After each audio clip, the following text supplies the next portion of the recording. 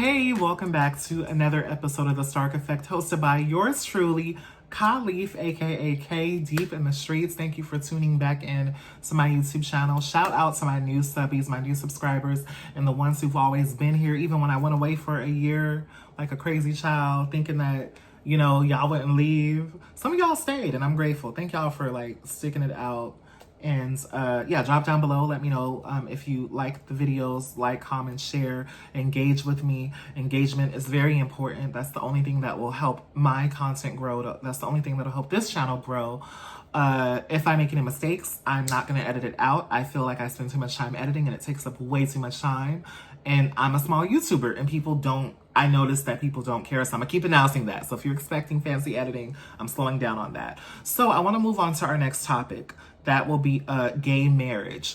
I just want to say really quickly, when I woke up earlier this morning, I literally got up around 6 in the morning, and I said this in my last video, but this story was one of the first that I saw, where basically the Supreme Court, SCOTUS, is currently considering, it's in review, considering to overturn gay marriage, or, that's on the table potentially here.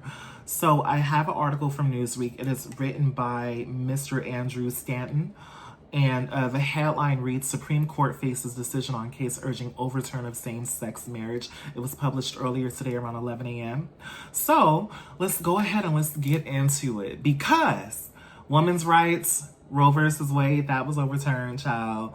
Trans rights are definitely on the table. There's a current case right now about gender markers on passports and also a gender-affirming care. The case about passports is separate, but gender-affirming care, to my knowledge, that's not a current case, but gender-affirming care is on the chopping block it's under attack, essentially, nationwide. So, but what is on the records and what is an open case is Lambda Legal and ACLU, right along with 4 other trans people suing the Trump administration in regard, and I forgot the exact name of the case, but it is an open case. I actually joined the case to get my passport. Anyways, and I got it. Anyways, so let's get into this gay marriage situation here. Let's get to it. The headline reads, Supreme Court faces decision on case urging overturn of same-sex marriage. The U.S. Supreme Court is facing a choice about whether to take up a case filed by former Kentucky clerk Kim Davis urging the overturn of the decision of Obergefell versus Hodges, the landmark case that guaranteed the right to same-sex marriage nationwide. I hope I believe it's Obergefell. I believe that's how you say it, so I hope I pronounced that correctly.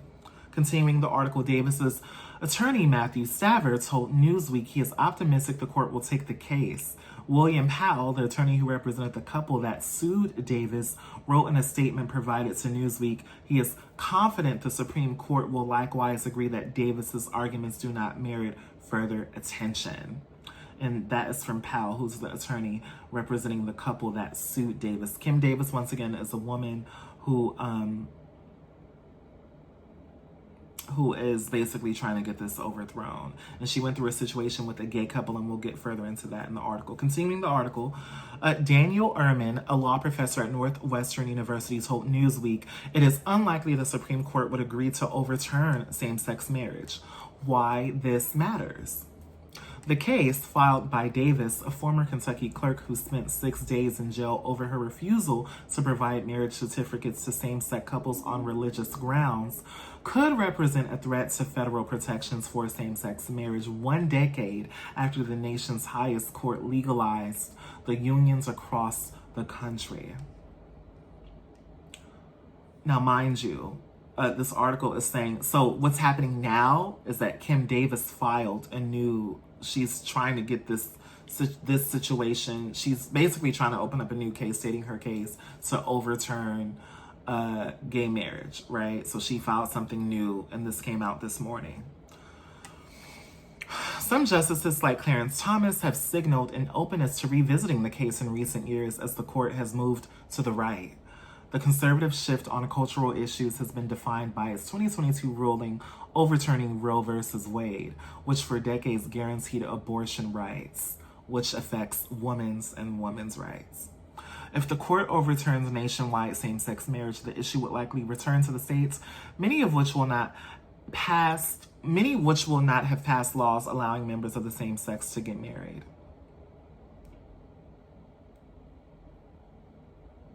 Let me read that one more time because I read that wrong. Hold on. If the court overturns nationwide same-sex marriage, the issue would likely return to the states, many of which laws still not passed. There are so many typos in this article, Jesus. Many of which still have not passed laws allowing members of the same sex to get married. What to know. In a recently filed petition to the Supreme Court, Staver raised religious objections to same-sex marriage. And here is a quote from Staver. Obergefell was egregiously wrong, deeply damaging, far outside the bound of any reasonable interpretation of the various constitutional provisions to which it vaguely pointed, and set out on a collision course with the Constitution from the day it was decided. Davis's case presents the ideal opportunity to revisit substantive due process that lacks any basis in the Constitution, the petition reads. And here is another quote here. This flawed opinion has produced disastrous results, leaving individuals like Davis finding it increasingly difficult to participate in society without running afoul of Obergefell and its effect on other anti-discrimination laws, it reads. Continuing the quote, and until the court revisits its creation of a textual constitutional rights, Obergefell will continue to have ruinous consequences for religious liberty. So basically what this is saying is that this is disrupting this lady's life because it's violating her religious freedoms or her religious liberty. This case is harming her. This case is a complete violation of her constitutional rights. That's essentially her argument here. The filing said that if the court overturns Obergefell, marriage rights would be returned to the states, but that any same-sex couples who were married since the ruling would be grandfathered. Okay, so if you were married since the ruling where gay marriage went into place, you'll be grandfathered, you'll be fine. After that, you're on your own, girl, and that's just up to the state that you live in. Let's see. Staver told Newsweek he believes the decision is on weak and shaky ground. Here's a statement from him. It has no basis in the Constitution. It's what caused this issue with Kim Davis to be sent to prison for 6 days and now facing hundreds of thousands of dollars personally, is the Obergefell opinion originally. And I think that it's time to reevaluate that and overturn it. Wow. Ehrman told Newsweek it is very unlikely for the court to hear the case, while Thomas and Justice Samuel Alito may side with her. It appears less likely that conservative justices like Neil Gorsuch, Amy Coney Barrett, Brett Kavanaugh, and John Roberts would move to overturn same-sex marriage, he said. And here is another quote from Ehrman. There's a chance that conservative majority could use the case to expand the rights of religious objectors to same-sex marriage, he said, but that's not the same as overturning the right itself, and I don't see a majority of the court ready to do that. Culturally, same-sex marriage has become embedded in American life, which it has, and it's still popular in public opinion polls. Paul Collins, who is a professor of legal studies and political science at the University of Massachusetts Amherst, told Newsweek that while Davis wants to use the case as a vehicle for the court to overturn same-sex marriage, that isn't necessarily the issue at the heart of this case. Instead, it is about a jury verdict for inflicting emotional damages by violating a same-sex couple's right to marry. This just isn't the right vehicle for challenging a constitutional right to same-sex marriage, he said. And that was a quote from him. Let me read that one more time because I don't want to confuse you all. I just read a quote, so let me reread the quote, and this is from Paul Collins. Instead, it is about a jury verdict for inflicting emotional damages by violating a same-sex couple's right to marry. This just isn't the right vehicle for challenging a constitutional right to same-sex marriage, he said. Conservative members of the court are likely to be interested in overturning same-sex marriage, but may not view this as the best case to do so, Collins said. And here is another quote from him. If the court were to take the case, I think they would likely stick to the core issue in the case, the jury verdict regarding Davis violating the couple's constitutional right to marry, he said. Now, This is another section of the article. Kim Davis's arguments have faced legal scrutiny. Davis became a national figure after she denied licenses to same-sex couples following the Obergefell ruling on June 26, 2015, over her religious objections. In September of that year, a judge held her in contempt, and she spent 6 days in jail. Davis's arguments have been rejected by lower courts. A sixth district court of appeals panel earlier this year dismissed her First Amendment argument because she is being held liable for state action rather than her individual actions. And here is a statement from the ruling. Although Davis's assertions are novel, they fall under basic constitutional principles. Under, I believe it's S1983, it's like a special symbol, it's legal jargon.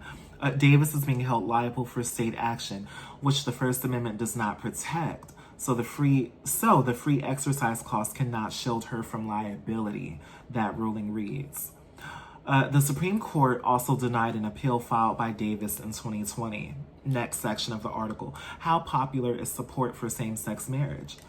Polls show that most Americans' support for same-sex marriage remains high, but has dropped in the past few years. Gallup showed that 69% of all Americans backed the legislation of same-sex marriage in May of 2024, down from 71% in May of 2023. Okay, so I read that kind of funny, you guys. I hope you're following. So basically, in May of 2024, the support of all Americans dropped down from 71% in May of 2023 to 69% last May the May before this one, in May of 2024. 83% of Democrats and 74% of independents support same-sex marriage, while only 46% of Republicans do so. All right, so that's the update on that. You can go ahead and read the rest of the article here. So drop down below and let me know your thoughts about this. Basically, they are urging for the overturn of same-sex marriage. So same-sex marriage has not been overturned yet, but it is on the table. It is something that is under review. Both sides are stating their case. Kim feels like her religious freedoms are being violated. The other side feels that they're not being violated. So drop down below and you let me know what you think. What I think about this is I think it's crazy, and I think that although the article suggested that it may not happen, Clarence Thomas does not play. Clarence Thomas was he's one of the Supreme Court justices. He was one of the key ones to get Roe versus Wade overturned, and that affected abortion rights. And I remember that we didn't think that would happen. We didn't think that would happen, and it happened. So for me, if they could overturn Roe versus Wade, if they could sit up here and attack all of these different marginalized communities, gay marriage is on the table. And I think that we have to just see it for what it is and just not underestimate our government. Although there are people who are confident about this and they're saying, oh, this is violation of the Constitution. It's, it's not violating her First Amendment. It's violating, whatever they're saying, the Constitution, right? It can happen. I think it could happen. I do think it could happen. The Supreme Court, we are no longer, we're just not in this progressive era. Where we are today, we are facing, things are rewinding. Things are fully rewinding back, right? We are literally going back to like the 60s. If you look at history, that's what's happening, right before our eyes. So drop down below and you let me know your thoughts. Thank you for tuning in and watching another episode of The Stark Effect. I will be back with more topics. Thank you.